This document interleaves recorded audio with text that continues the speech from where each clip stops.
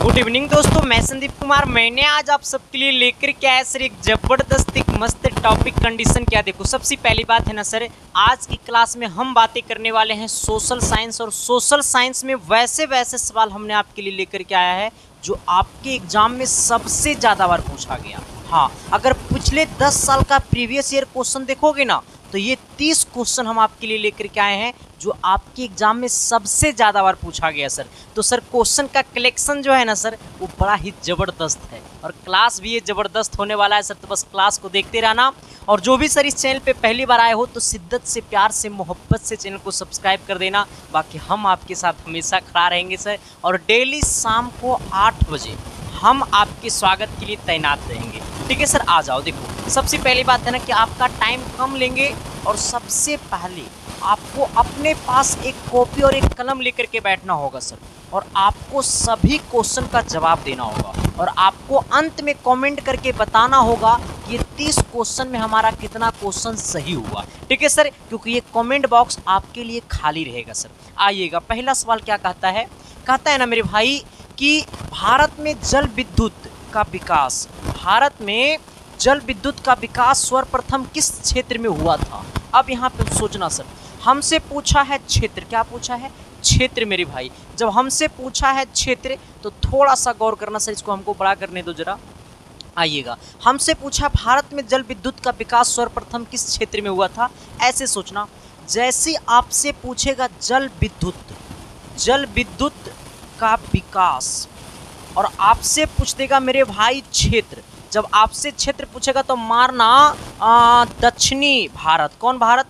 दक्षिण भारत। कौन भारत? दक्षिणी भारत। कौन भारत?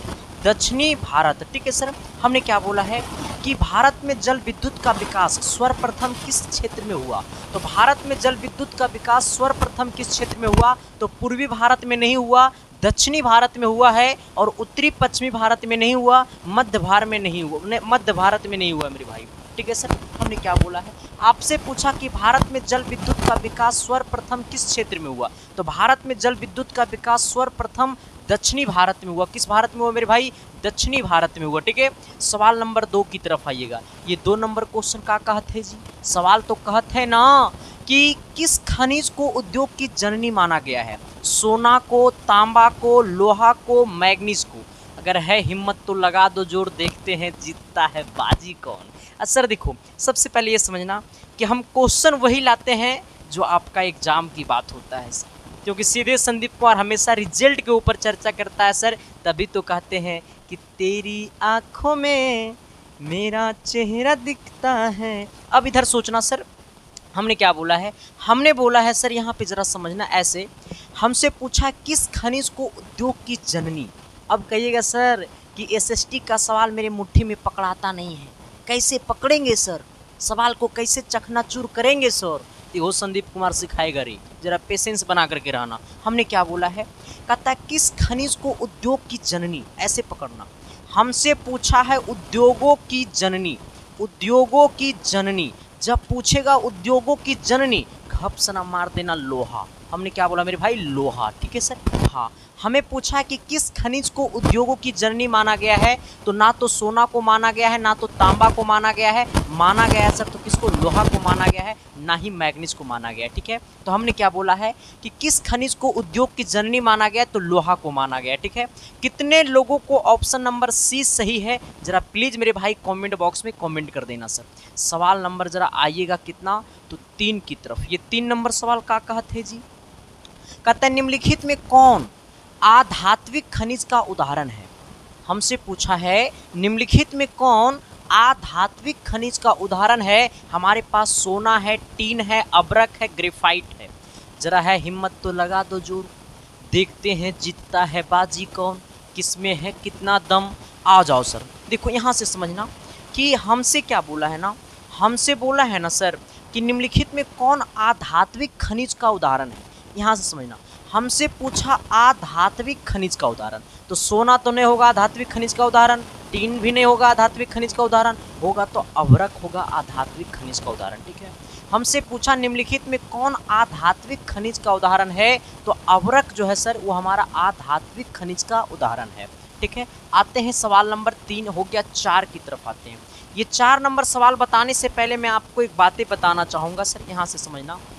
देखो, आप इस सवाल को लिख नहीं पाओगे, मेरे को पता है ना सर, नहीं लिख पाओगे पूरे सवाल को, तो बस हम आपके सेवा में हमेशा तैनात रहते हैं और मेरा हमेशा बस एक ही मकसद रहता है सर कि सच में अपनी मम्मी पापा की फ़िक्र को फ़क्र में बदलना है। तो आपको भी मतलब एक्टिव रहना होगा सर, और हमें भी एक्टिव रहना होगा, ठीक है। अब समझना, सबसे पहले ये पीडीएफ आपको कहाँ मिलेगा, तो ये पीडीएफ जो है ना सर वो आपको टेलीग्राम पे मिलेगा। आप अपने मोबाइल के टेलीग्राम में जाना और टेलीग्राम में जाकर के सर्च कर लेना संदीप कुमार ऑफिशियल। क्या सर्च कीजिएगा मेरे भाई, संदीप कुमार ऑफिशियल, ठीक है। जैसे संदीप कुमार ऑफिशियल सर्च कीजिएगा ना मेरे भाई, तो मेरा आईडी खुल जाएगा। उसी आईडी को ज्वाइन करना जिस आईडी में लगभग 15,000 से अधिक लोग ज्वाइन हैं, ठीक है, वो मेरा ऑफिशियल आईडी है। वहाँ पे आपको ये पूरा पीडीएफ मिल जाएगा। लेकिन सच में दिल में दर्द है, तकलीफ है, अगर कोई छोड़ के चली गई है तो सर आपको पता है क्या करना है, मेरा इंस्टाग्राम आईडी को ज्वाइन कर लेना है। वहाँ पे तुम खुद मोटिवेट हो जाओगे। मेरा इंस्टाग्राम आईडी है संदीप -1842, इसे जाकर के फॉलो कर लेना सर, ठीक है। चलिए आते हैं हम लोग कितना, सवाल नंबर 4 की तरफ। ये 4 नंबर क्या कहता है कि छत्तीसगढ़ भारत का कितना प्रतिशत लौह अयस्क उत्पादन करता है। अरे भाई, छत्तीसगढ़ जो है वो पूरे भारत का कितना प्रतिशत लौह उत्पादन करता है, यहाँ से समझना सर। 10% करता है, 20% करता है, 30% करता है, 40% करता है। कमेंट बॉक्स में कमेंट कर दो सर कि बचपन का प्यार मेरा भूल नहीं जाना रे। अब समझना सर, हमसे पूछा छत्तीसगढ़ भारत का कितना प्रतिशत लौह उत्पादन करता है। ऐसे सोचिएगा सर, छत्तीसगढ़ में लौह उत्पादन, लौह उत्पादन कितना करता है पूरे भारत का, तो पूरे भारत का 20% जो है सर वो छत्तीसगढ़ में लौह उत्पादन होता है। हमसे क्या पूछा है कि छत्तीसगढ़ भारत का कितना प्रतिशत लौह उत्पादन करता है, तो छत्तीसगढ़ जो है वो पूरे भारत का 20% लौह उत्पादन करता है, जो कि ऑप्शन नंबर आपका बी होगा। चलिए आते हैं सवाल नंबर कितना सर, तो सवाल नंबर 5 की तरफ। ये 5 नंबर क्वेश्चन क्या कहता है जी, 5 नंबर सवाल बताने से पहले मैं आपको एक चीज़ बताना चाहूँगा सर। कहता है ना कि जिंदगी में सबको सब कुछ विरासत में नहीं मिलती, कई रातों बितानी पड़ती है किताबों के साथ। कहता है ना मेरे दोस्त कि जिंदगी में सबको सब कुछ विरासत में नहीं मिलती, कई रातें बितानी पड़ती है किताबों के साथ। I am not interested in बाबू सोना, I am interested in successful होना। अगर जिंदगी में सक्सेसफुल होना है ना सर, तो सब कुछ आपको त्यागना पड़ेगा।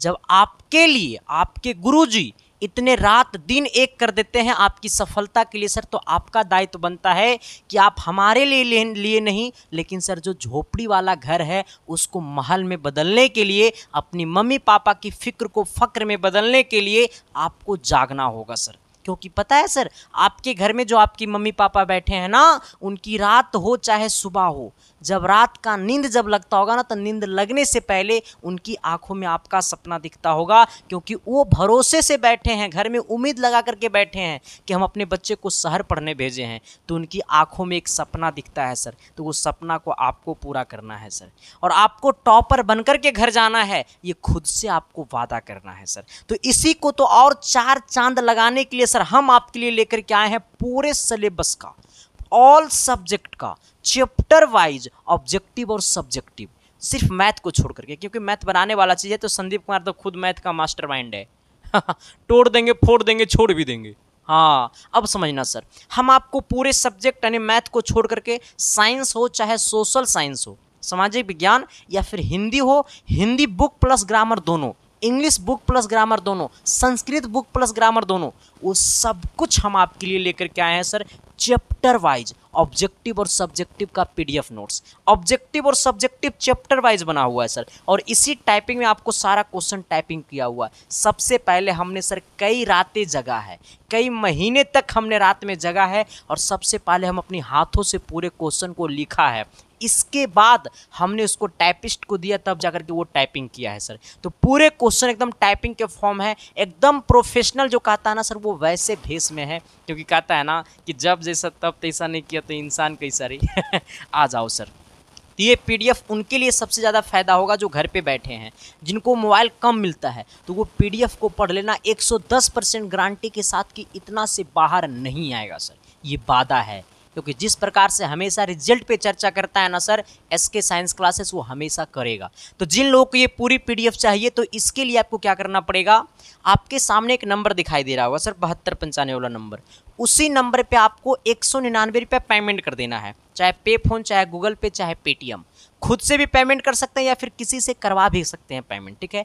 किसी से भी पेमेंट करवा करके आपको यही 7295 वाला नंबर पे व्हाट्सअप चलता है, तो पेमेंट का स्क्रीनशॉट आपको इसी व्हाट्सअप नंबर पे भेज देना है। जैसे पेमेंट का स्क्रीनशॉट व्हाट्सअप पे भेजिएगा तो और जैसे वो स्क्रीनशॉट भेजिएगा तो आपको मैसेज में लिख देना होगा कि मुझे 10th का ऑल सब्जेक्ट का नोट्स चाहिए, तो तुरंत आपको इधर से ओके का मैसेज आएगा और 1 मिनट के अंदर में आपके पास सारे पीडीएफ अपलोड हो जाएगा सर, आपके पास सारे पीडीएफ चला जाएगा व्हाट्सएप पे। बहुत अच्छा सुविधा है सर, हम अपनी पूरी टीम को बस आपके लिए हमेशा तैनात रखते हैं, ठीक है सर। और एक बात और है सर, जिन लोगों को पेमेंट होने में दिक्कत होगा सर, तो यही व्हाट्सएप नंबर के डीपी में क्यूआर कोड लगा हुआ है, आप वहाँ पे डायरेक्ट पेमेंट कर सकते हैं क्यूआर कोड पे, ठीक है सर, स्कैनर लगा हुआ है। आइएगा सवाल नंबर तनी अगला की तरफ, कहता है निम्नलिखित में निम्नांकित में से कौन उद्योग कृषि पर आधारित नहीं है। देखो सर, हमें कहता है कि ये 4 ऑप्शन में से कौन सा ऑप्शन है जो मतलब कृषि पे आधारित नहीं है, ऐसे समझना सर।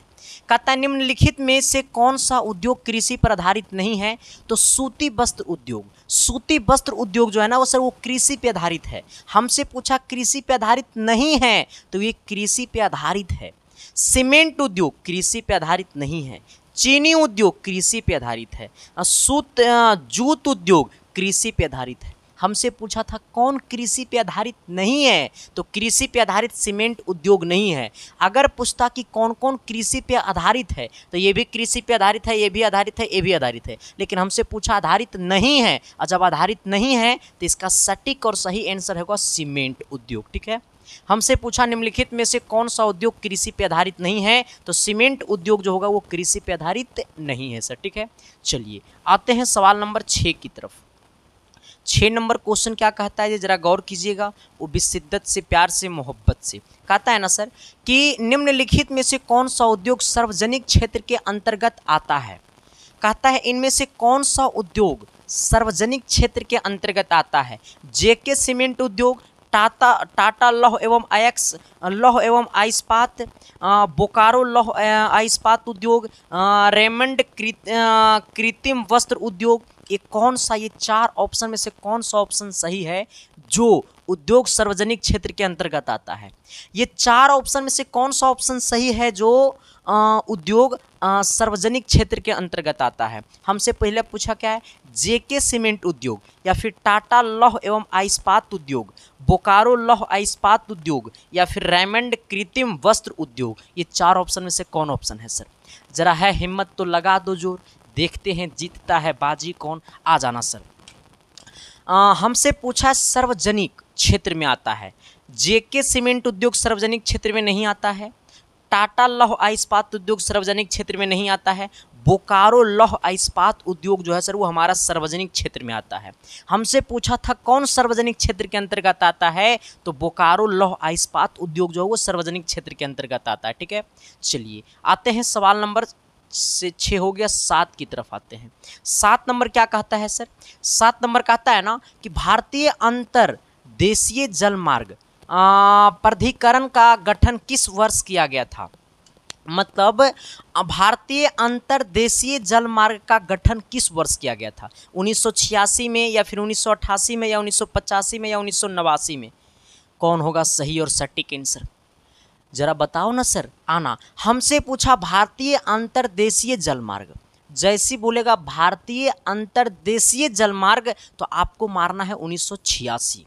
हमने क्या बोला, आपको बोलेगा भारतीय अंतरदेशीय जलमार्ग तो आपको मारना 1986, ठीक है। चलिए आते हैं सवाल नंबर कितना तो हो गया आपका, होगा 8 नंबर। 8 नंबर क्या कहता है जी कि पक्की सड़कों की लंबाई किस दृष्टि से प्रथम स्थान पर कौन सा राज्य है। अच्छा, पक्की सड़कों की लंबाई की दृष्टि से प्रथम स्थान पर कौन सा राज्य है, मतलब भारत में कौन ऐसा स्टेट है, कौन ऐसा राज्य है जहां पे पक्की सड़कों की लंबाई की दृष्टि से कौन सा राज्य सबसे आगे है। हमने क्या बोला है कि पक्की सड़कों की लंबाई की दृष्टि से प्रथम स्थान पर कौन सा राज्य है। यानी पक्की सड़कों मतलब कौन सा राज्य है जहां पे पक्की सड़कों की लंबाई सबसे ज्यादा है। तो बिहार तो कभी हो ही नहीं सकता है सर। महाराष्ट्र, सपनों की शहर मुंबई, महाराष्ट्र।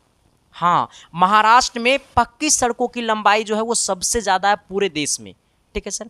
हमसे पूछा पक्की सड़कों की लंबाई की दृष्टि से प्रथम स्थान पे कौन सा राज्य है। तो पक्की सड़कों की लंबाई की दृष्टि से प्रथम स्थान पे हमारा महाराष्ट्र है, ना कि तमिलनाडु होगा ना तो केरल होगा। ठीक है, कौन सा राज्य होगा सर। तो ये महाराष्ट्र होगा, ना तो केरल, ना तो तमिलनाडु, ना तो बिहार। चलिए आते हैं सवाल नंबर कितना 9 की तरफ। 9 नंबर क्या कहता है जी। कहता है ना कि कोयला किस प्रकार का संसाधन है। अनवीकरणीय है, नवीकरणीय है, जैव है, अजैव है। ये 4 ऑप्शन में से कौन सा ऑप्शन सही और सटीक होगा। हिम्मत है तो लगा दो जोर, देखते हैं जीतता है बाजी कौन। चलो सर आओ देखते हैं। यहाँ पे समझना हमसे क्या बोला है कि कोयला किस प्रकार का संसाधन है। अनवीकरणीय है, नवीकरणीय है, जैव है, अजैव है। सबसे पहले ये समझना अजैव किसी हालात में हो नहीं सकता है कोयला, जैव किसी हालात में कोयला हो नहीं सकता है। बात आ गया नवीकरणीय और अनवीकरणीय में। तो नवीकरणीय कभी कोयला हो नहीं सकता, जब भी होगा कोयला तो हमारा अनवीकरणीय संसाधन होगा। ठीक है, हमसे पूछा है कोयला किस प्रकार का संसाधन है, तो कोयला जो है वो हमारा अनवीकरणीय संसाधन है। ठीक है, चलिए आते हैं सवाल नंबर कितना 10 की तरफ। देखते हैं सर 10 में कितने लोग का मामला बस होता है। आना कहता है सौर ऊर्जा निम्नलिखित में से कौन सा संसाधन है। सौर ऊर्जा जो है वो निम्नलिखित में से कौन सा संसाधन है। यहाँ पे समझना सौर ऊर्जा मानव कृत नहीं होगा, ये पुनः पूर्तियोग होगा। ठीक है, हमसे पूछा है सौर ऊर्जा निम्नलिखित में से कौन सा संसाधन है, तो ये पुनः पूर्तियोग होगा। ठीक है, अब बताना सर कि ये 10 में से कितने लोगों को 10 में 10 सही हुआ अभी तक। ये अभी 10 क्वेश्चन में कितने लोगों को 10 में 10 सही हुआ, कितने लोगों को 10 में 9 सही हुआ, कितने लोगों को 10 में 8 सही हुआ, कितने लोगों को 10 में 7 सही हुआ, कितने लोगों को 10 में 6 सही हुआ, कितने लोगों को 10 में 5 सही हुआ। और जेकर 5 से कम हुआ आ जाइएगा, थोड़ा बड़ा अच्छा से सिस्टम ठीक कर देंगे। ठीक है, चलिए जरा कमेंट बॉक्स में कमेंट कर दीजिएगा सर, और ये भी बता देना कि ये क्लास आपको कैसा लग रहा है। सच में ये क्लास आपको अच्छा लग रहा है ना मेरे भाई, तो शिद्दत से, प्यार से, मोहब्बत से इस परिवार को आगे बढ़ाओ, क्योंकि ये परिवार आपका है। और ये परिवार जितना आगे जाएगा सर आपका उतना ज़्यादा उन्नति होगा और आपके चेहरे पे उतना ज़्यादा मुस्कान होगा, क्योंकि सर हमें मोटिवेशन आपसे मिलता है, क्योंकि हमें आप सब ने खड़ा किया और हम बोलते भी हैं और चलते भी हैं तो सर सिर्फ और सिर्फ आपके भरोसे, बाकी दुनिया में मुझे किसी पे भरोसा नहीं है। ठीक है, बस थैंक यू मेरे भाई, ऐसा ही प्यार देते रहना अपने भाई को। ठीक है, चलो आते हैं सवाल नंबर 11 की तरफ। 11 क्या कहता है जी। कहता है काली मृदा का दूसरा नाम क्या है। एकरा कोईओ नहीं छोड़ेगा, हमारा पता है ना, इसको कोईओ नहीं छोड़ेगा। काली मृदा का दूसरा नाम क्या है सर। बलुआही मृदा है, या फिर रेंगूर मृदा, या फिर लाल मृदा, या फिर पर्वतीय मृदा है। तो काली मृदा का दूसरा नाम होगा रेंगूर मृदा। लेकिन हमें ये बता देना कि मृदा कितने प्रकार का है। मृदा कितने प्रकार का है, मृदा कितने प्रकार का है। हमने क्या बोला है, काली मृदा का दूसरा नाम है रेंगूर मृदा। लेकिन आपको ये बताना है कि जो मृदा है वो कितने प्रकार का है। तो मृदा हमारा कितने प्रकार का होता है, जरा कमेंट बॉक्स में कमेंट कर देना सर। और जिनका सही और सटीक कमेंट होगा ना, उसको पक्का अगले वीडियो में उसका नाम लेंगे। ठीक है, चलिए आते हैं सवाल नंबर 12 की तरफ। ये 12 क्या कहता है सर। ये तो 12 नंबर सवाल लग रहा है कि आपको भेज देगा घारा जी, तनी आइएगा। तो कहता है मरुस्थलीय मृदा का विस्तार निम्न में से कहाँ है। मरुस्थलीय मृदा सबसे ज़्यादा कहाँ है। आए मरुस्थलीय, जहाँ चट्टान ज़्यादा है, जहाँ मिट्टी ज़्यादा है। ठीक है, हाँ मरुस्थलीय, जरा कोई नहीं पूछे, मरुस्थलीय जरा कोई नहीं पूछे। तो मरुस्थलीय सबसे ज़्यादा किस राज्य में है। बिहार में तो हो ही नहीं सकता है, बिहार में तो आहारा पोखर में धान लगा देता है रे। ठीक है, आ जाना। हमसे पूछा मरुस्थलीय मृदा का विस्तार निम्न में से कहाँ है। तो उत्तर प्रदेश में तो नहीं होगा सर, क्योंकि बिहार और उत्तर प्रदेश खेत के मामले में सबसे आगे है। आज तो आज हाँ है ना सर, तो उत्तर प्रदेश तो नहीं होगा। तो मरुस्थलीय मृदा का विस्तार सबसे ज़्यादा कहाँ है, तो राजस्थान में है। सबसे ज़्यादा मरुस्थलीय मृदा का विस्तार सबसे ज़्यादा कहाँ है, तो राजस्थान में है, ना कि कर्नाटक होगा, ना तो महाराष्ट्र होगा। ठीक है। ठीक है। मरुस्थलीय मृदा बोलेगा तो झट से ना मार देना राजस्थान, कहीं कोई सोचने वाली बातें नहीं है सर, ठीक है। चलिए आते हैं हम लोग सवाल नंबर कितना, तो 13 की तरफ। ये हो सकता है सर 13 नंबर सवाल में आपको करेगा फेरा, क्योंकि सर सिंपल फंडा सिंपल रूल है सर, ठीक है। अब जरा यहां से सोचना मेरे भाई, जरा मैं आपको बताता हूं कि पंजाब में भूमि निम्नीकरण का मुख्य कारण क्या है। पंजाब में भूमि निम्नीकरण का मुख्य कारण क्या है मेरे भाई, ठीक है। अब जरा आइएगा, हेलो, हाँ बोलिए।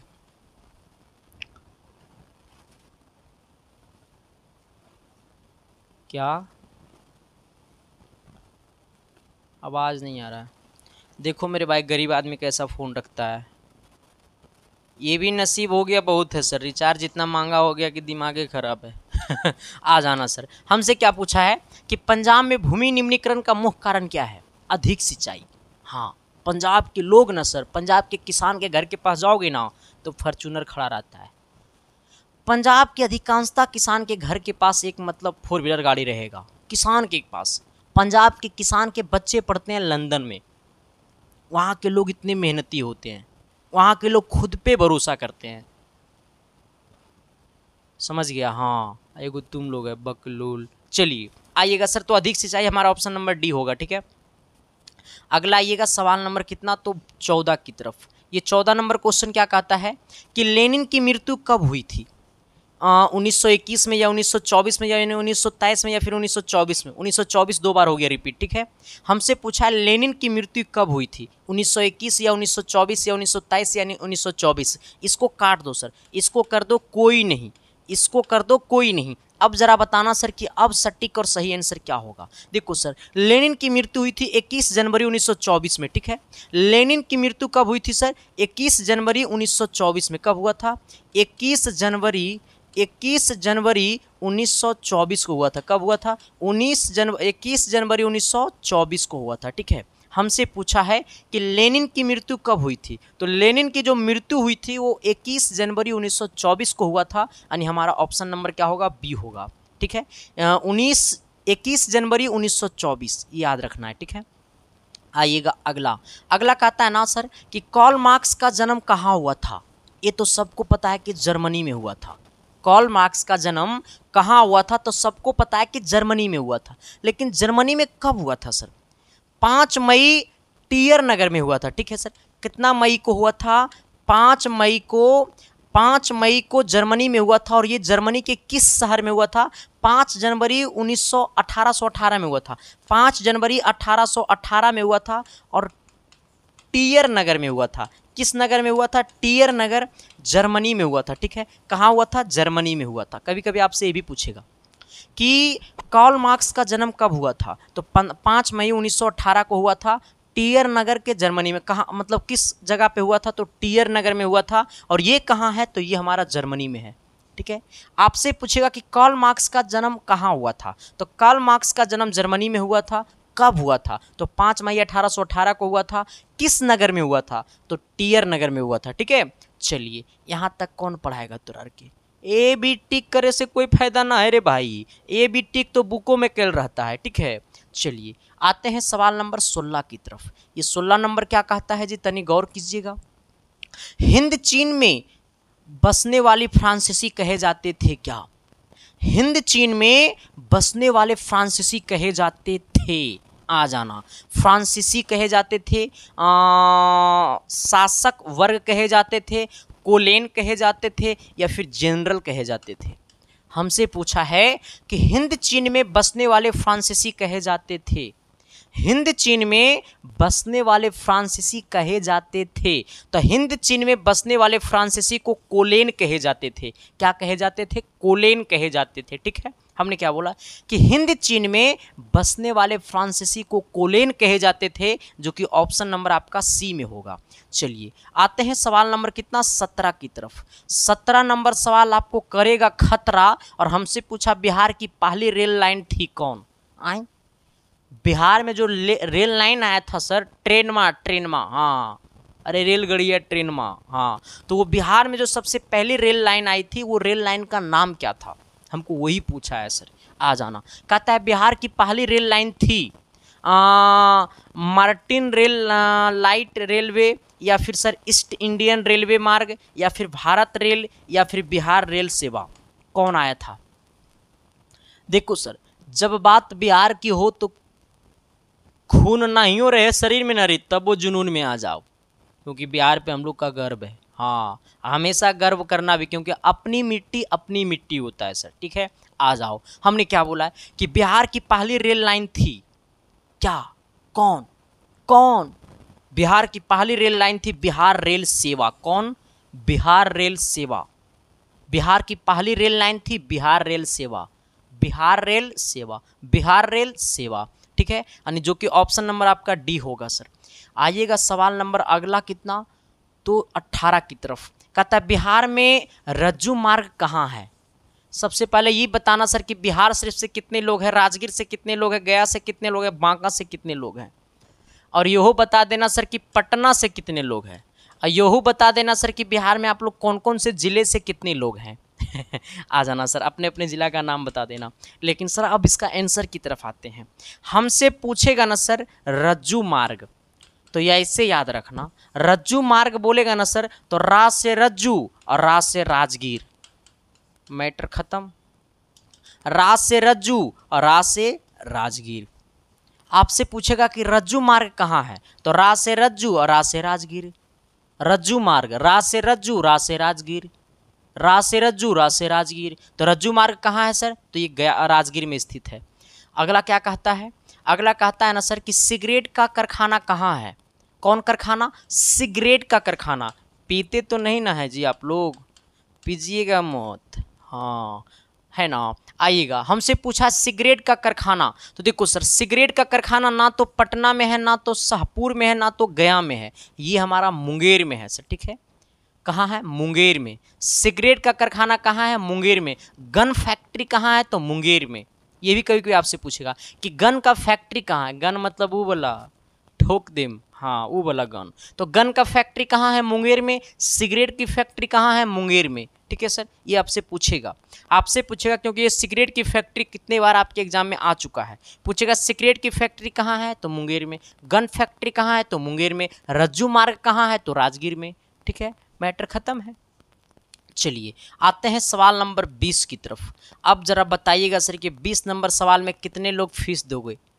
ना रे बाबा ना, पढ़ाई बिकता नहीं है सर, पढ़ाई प्यार से कीना जाता है। ठीक है सर, आ जाना, क्योंकि कहता है ना सर कि विद्या की खेती किसानों ना होती, विद्या का बाप कोई पर्वत ना होता। विद्या बगानों में फलती नहीं, विद्या बाजारों में मिलता नहीं।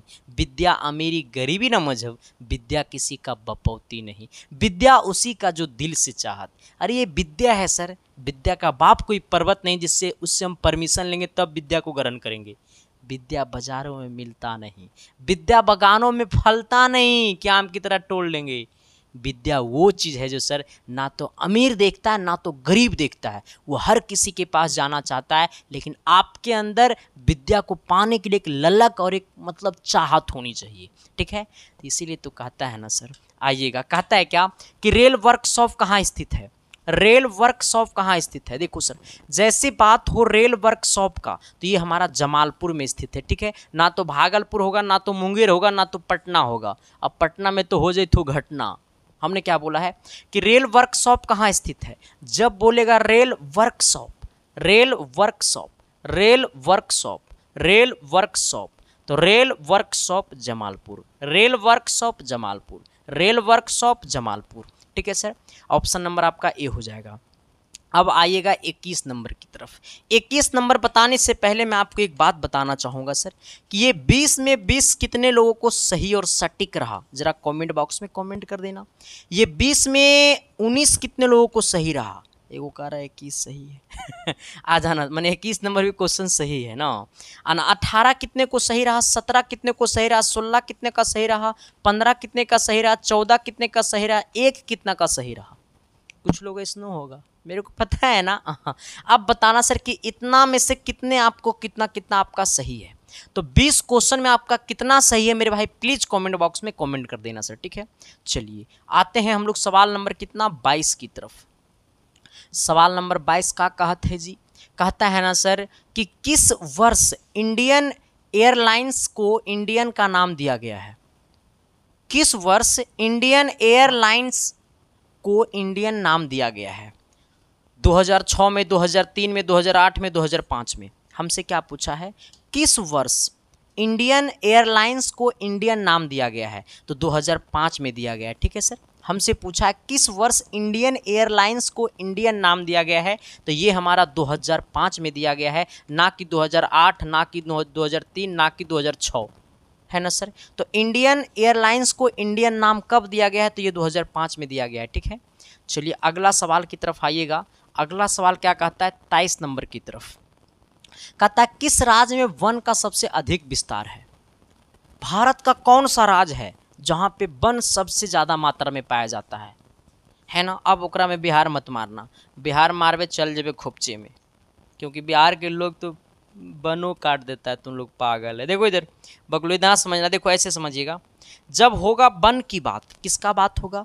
वन की बात, तो ना तो केरल, ना तो कर्नाटक और ना तो उत्तर प्रदेश, और होगा मध्य प्रदेश। कहेगा कि पूरे भारत में कौन सा राज्य है जहां पे वन का सबसे अधिक विस्तार है, तो ना तो केरल, ना तो कर्नाटक और ना तो उत्तर प्रदेश, मार देंगे खोपचे में मध्य प्रदेश। हमने क्या बोला है कि अगर बोलेगा किस राज्य में वन का सबसे अधिक विस्तार है, तो ना तो केरल, ना तो कर्नाटक और ना तो उत्तर प्रदेश, अब मार देंगे घपसना मध्य प्रदेश। ठीक है सर, चलिए यानी ऑप्शन नंबर आपका सी होगा सर। अगला क्या कहता है? अगला है हमारा 24 नंबर की तरफ। कहता है ना, इनमें कौन सी जीव का जो केवल भारत में ही पाया जाता है? घड़ियाला, डॉल्फिन, कछुआ, इनमें से कोई नहीं।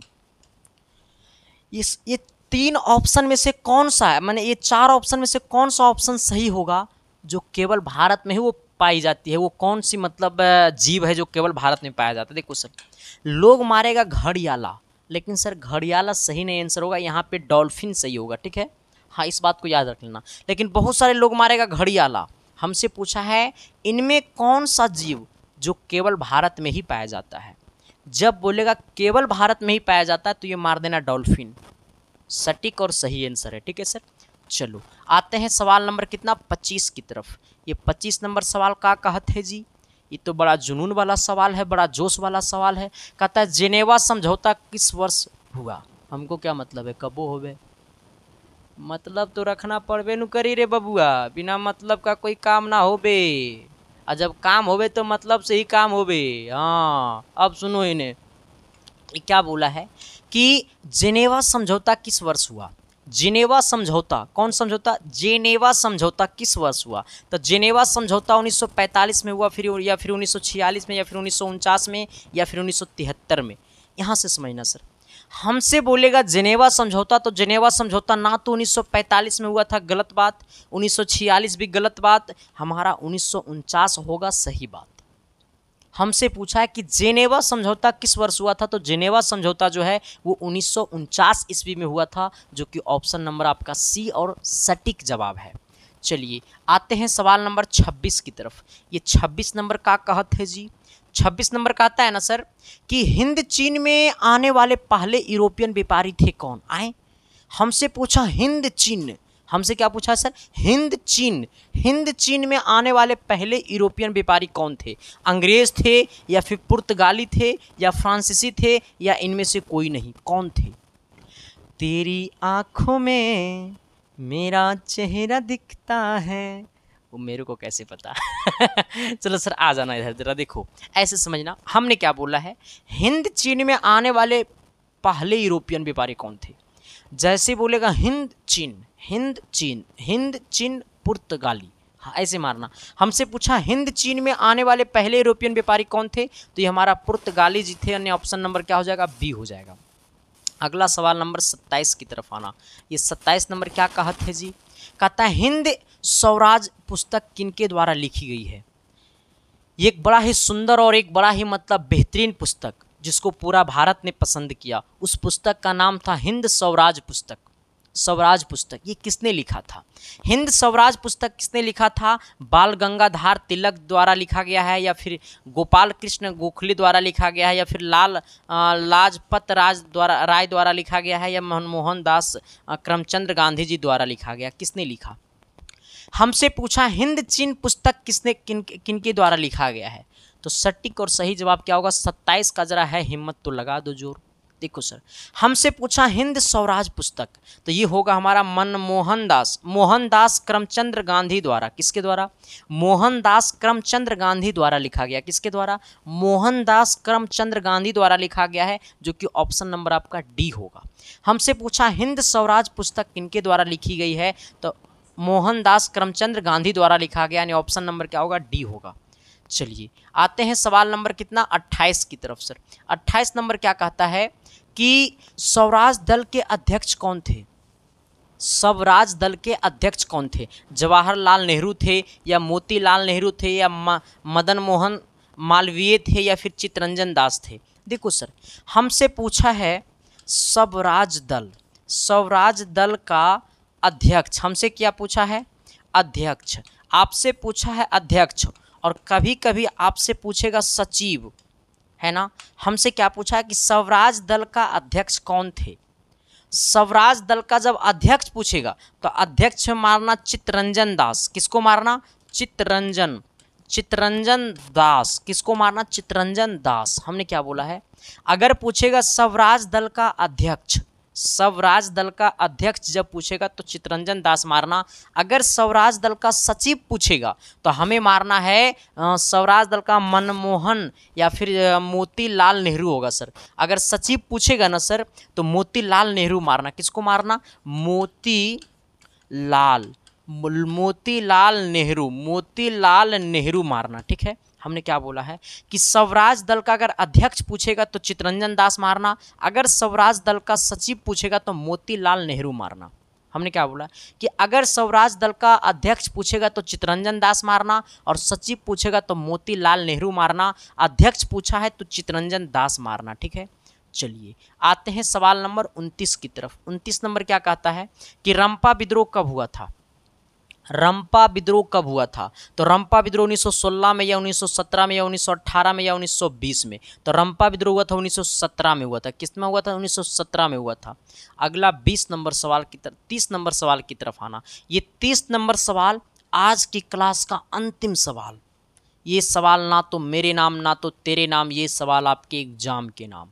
हाँ, सवाल बड़ा बेहतरीन है सर, और ये बात आपको भी पता होगा और ये बात हमें भी पता है और ये बात एग्जामिनर को भी पता है कि ये सवाल तो सेट करेंगे ही करेंगे। हमसे पूछा जलियांवाला बाग हत्याकांड कब, किस तिथि को हुआ था।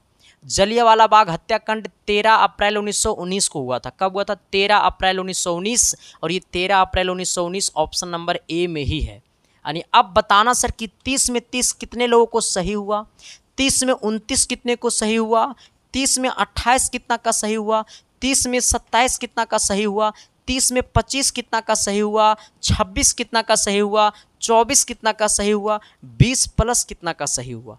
30 में जरा है हिम्मत तो लगा दो जोर, लेकिन जीतते हैं देखता है बाजी कौन। ठीक है सर, बस अब ये बताना ये क्लास आपको कैसा लगा। अगर सच में ये क्लास आपको अच्छा लगा ना सर, तो इस परिवार को आगे बढ़ाना तो बनता है सर। जब सही चीज़ों को सही जगह नहीं पहुंचाओगे तो लोग सही चीज़ पढ़ाना छोड़ देंगे।